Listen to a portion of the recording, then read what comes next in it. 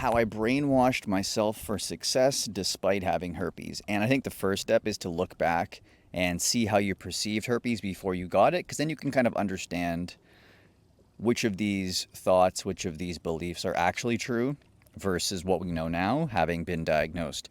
And I think for me, looking back, I definitely had this idea that, it's for shameful people. It's 24/7 symptoms down there. It's very, very awful pain and discomfort for the rest of your life. It's forever, bro.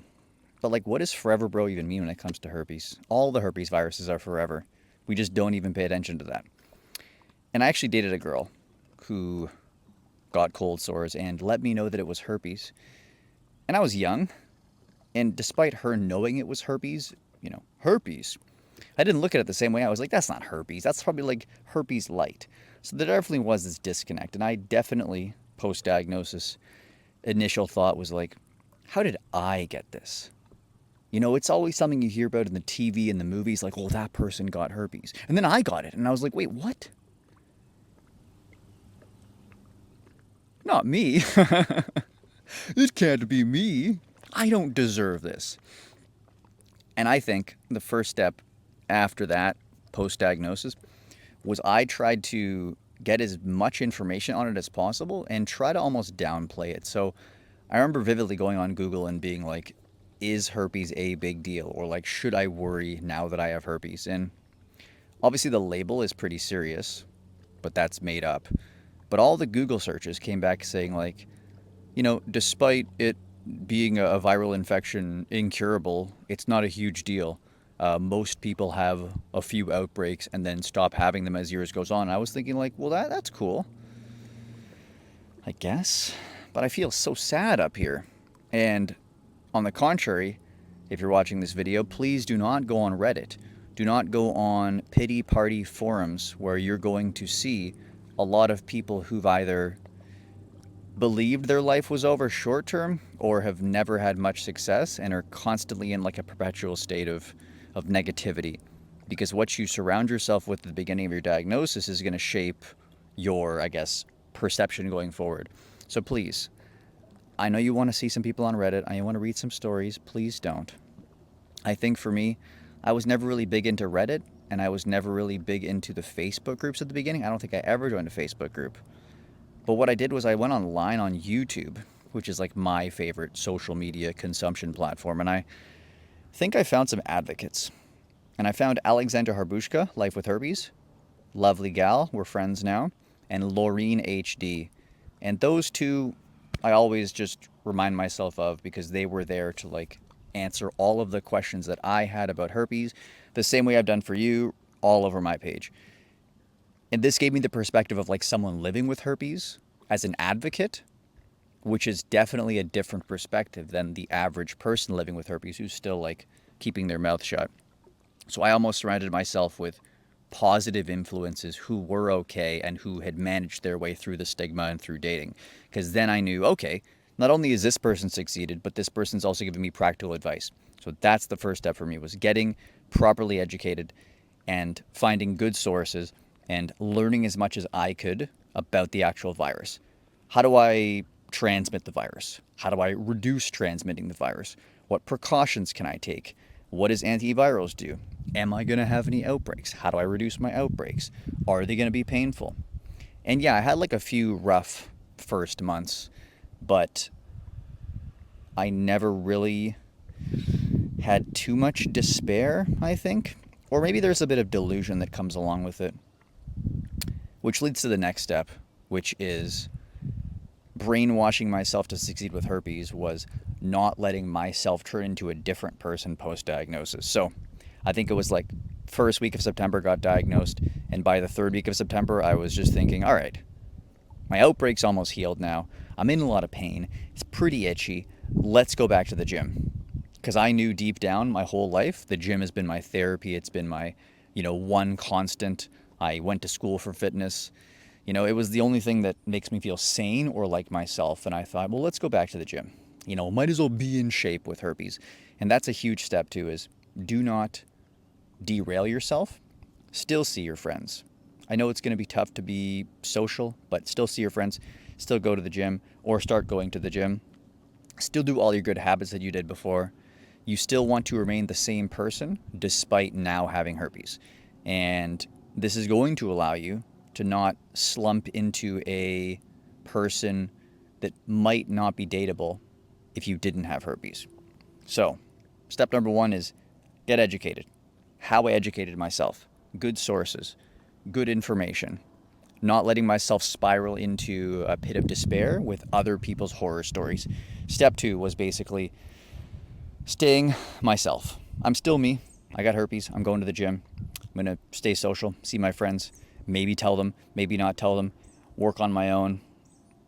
Step number three was I really started to think about, where did the stigma come from? You know, why is it that people don't even think cold sores are herpes? And why do they stigmatize, sexual herpes so much? And is it about herpes or is it about sex? And last time I checked, we are all a product of sex.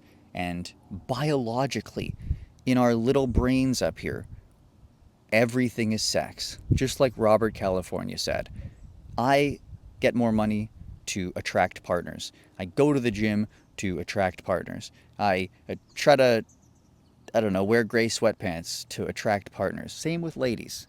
We're all in pursuit of attracting a partner, but yet we're also hush-hush about the actual topic of herpes. It's like, let's not have sex, but if you have sex, like, I'm going to have sex, but if you have sex, it's hypocritical, and I understand it. And genitals are taboo, and sex is taboo. But if they are so taboo, let's all stop having sex. And I know I'm never going to change the mind of someone else, but the fact that there was that hypocrisy allowed me to get rid of the shame and the stigma around the fact that I got HSV sexually. Now, if I was the only person in my small village who had sex and the entire village was like, you should not have sex, that is a shameful act, and I got herpes, boom, double whammy. But literally, one of the biggest steps to brainwash myself for a positive was realize that, hey, there's herpes viruses, and you can get them sexually by the body parts involved in that sort of activity. You can get it non-sexually, and everyone is pursuing sex at some point in their life. And if I'm going to be shamed for that when the two things separately do not carry as much shame, it doesn't make any sense. And I think that if you don't have herpes, it does not matter for you to consider these things. There's endless amounts of TikTok videos. There's, Snapchat filters.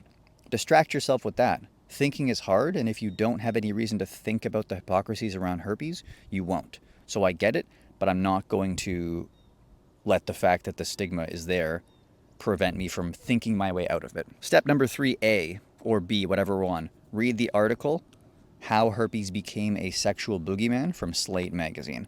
It's a tremendous article that basically explains how it wasn't Big Pharma, and it wasn't the norm everywhere trying to shame people for sex.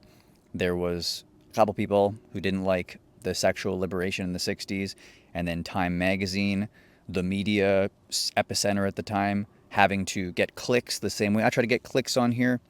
And they made a bunch of hit pieces of basically about herpes, saying it's the worst possible thing ever, saying it's the new sexual leprosy, the social scarlet letter, the scarlet H. Super duper upplaying the amount of pain and discomfort, throwing away other people's experiences that said it wasn't a huge deal, painting the worst possible idea of herpes, and then shoving that in the faces of the 1980s, basically. And if that's your only source of media, that's what you're going to believe. And I always say, think about the average person, how dumb they are. There's people twice as dumb as that. People will never question things. If you have not contracted herpes, you're not going to think differently about it. You're just going to go along with what you're going along with. And the other point is that nobody wants to get herpes. It's a viral infection that could cause some health concerns for rare people. So we are very averse to bacteria or viruses. I get that. But I think the adversity, is that even a word? No. The averseness, something to do with averseness. I'm not good with words. People's desire to not get herpes. Compared to the severity and the stigma and the just exaggeration that comes along with it, that's where there's a disconnect. But let's move on to step number 4. Step number 4 for me was thinking to myself, okay, I have herpes. Nobody's going to date me. But then taking that thought and saying, I have herpes. I don't know if anyone is going to date me. And maybe it's like a guy's perspective where, we're just more so able to, I guess, pursue people and get rejected more often than ladies do. So I think for me, it was like, well, let me still try to date and we'll see what happens. I didn't have much of a dating life before herpes, so it was almost like, no, this is not fair. I'm not going to give up now. So I went on a date a month after I was diagnosed in the middle of an outbreak. Met some people, didn't have to disclose, never got to that point. But a huge point for me was like approaching dating from the perspective of, let's see if someone actually wants to get to that point with me. And maybe it's different for guys infected than girls infected, because guys have to kind of wait for women to want to be interested. So I just still pursued women and tried to date. And I think that's a big thing for me, was also approaching it with the perspective of like, let me casually date. So if a girl is turned off by it, I won't be like I'm madly heartbroken if she rejects me. And I think this was like a inadvertent like hack to dating, which was like, date casually, not looking for a wife, so that when they don't want to date me, I don't have this deep connection with them that's going to break my heart. And it actually worked out for me. 3 months or 4 months after I was diagnosed, I matched with some girl. It was the middle of COVID. We talked for a while. We met up. We never did anything for 2 or 3 months after that. And then she invited me over one night, and I was like, oh, I'm going to have to disclose now. Oh, no. And at this point, I still had like a negative viewpoint on myself. I still viewed myself kind of like, I don't know if people are going to date me. I don't know if I can effectively disclose this. I don't know if I can communicate the risks. I don't know if someone's going to want to risk it. I think with that specific woman, if she wasn't interested, I just kind of would have played it off, because it is what it is. And disclosed that night, I have the virus that causes herpes. I take medicine to make myself safer. Let me know if you have any questions. And she was like, oh my goodness, that's so scary, was what her facial expression said. And we both went to sleep that night. Nothing happened. And then a week later, I told her all the little statistics and stuff. And she's like, oh, okay, well, I like you, kind of thing. And not in like a manipulative way, but just like, I think she understood. And we did activities together. She didn't get herpes. Nothing bad happened. And that's where my confidence was like, okay, I don't know what's going to happen. Oh, wait. All of my beliefs that I thought were true, can't date, can't disclose, can't have sex, everyone's going to get herpes, went away.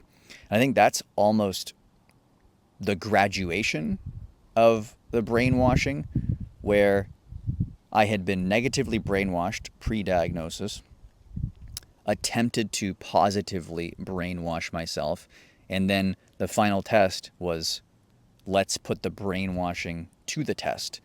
And I was able to have the same sort of relationships as I had pre-diagnosis, and not just, ruin someone's life. But fun fact, the next week after, the girl gets a cold sore on her lip. Turns out she had oral herpes the whole time and never told me. I just get it when I'm sick. And I truly believe, whatever universe exists over here, that everything happened for a reason. The first girl I disclosed to and had success with also got cold sores and never told me. And then I made fun of her for a week after, being like, look at the blister on your lip. Ha ha ha ha ha, you have herpes. And sure, she's got oral herpes. But like, why didn't she disclose? Why didn't she disclose? Which I guess leads into the conclusion of this video, is that there is no logical norm in society. The only reason that people do not disclose oral herpes commonly or enforce it is because people don't commonly disclose oral herpes. There should be a legitimate reason. I do not want to get cold sores. And I do not want to get genital type 1, at least without knowing. The same way how people do not want to get type 2. So there should be no reason why we do not disclose oral HSV, other than the fact that everyone is programmed to do something that literally makes no sense. The transmission is the same, basically. There could be shedding without an outbreak. But the amount of misinformation out there, it's only contagious without it's only contagious with an outbreak, or that like everybody has it. Maybe everyone has it because it's not even disclosed. That's also not a good reason to like not disclose. Like, oh, everyone's got it, so we don't have to. Well, then how are people getting it? You know? So a huge part of, I guess, overcoming the stigma was realizing that everyone is brainwashed a bunch of nonsense sometimes. And the nonsense might directly contribute to like the opposite effect. And if there's so much nonsense, let me get my journal out and let me write down the things that are actually true and get to a point where I'm that meme where it's you're all wrong. And for a while you feel like an imposter. But after a while, there was a girl who also messaged me. I kind of went through this whole, stigma dismantling brainwashing thing, and she was like, this is stupid. This is absolute nonsense. This is crazy. And you become less ashamed and more like, why doesn't the rest of the world know this? I can't be the only person who understands the truth about herpes. But once you break free from that, you realize that your confidence can come from not shaming yourself for having sex because everyone's having sex. Most people are uneducated about the reality of genital herpes, whether it's type 1 or type 2. They don't know you can get genital type 1, which completely dismantles the idea that there's two different types, and that's the stigma. The stigma is mostly around sex. Misinformation from doctors, lack of disclosure, misinformation from sex ed, abstinence-based sex ed, TV and movies. Realize that the only person who's going to brainwash yourself for the good is you and maybe me. Now, if you do want some extra help with your diagnosis, working through that shame, navigating disclosure, making it an effortless conversation, attracting a loving partner, there's one link in the description. Click that, fill out the form. I'll reach out to you personally. Let's fix this once and for all.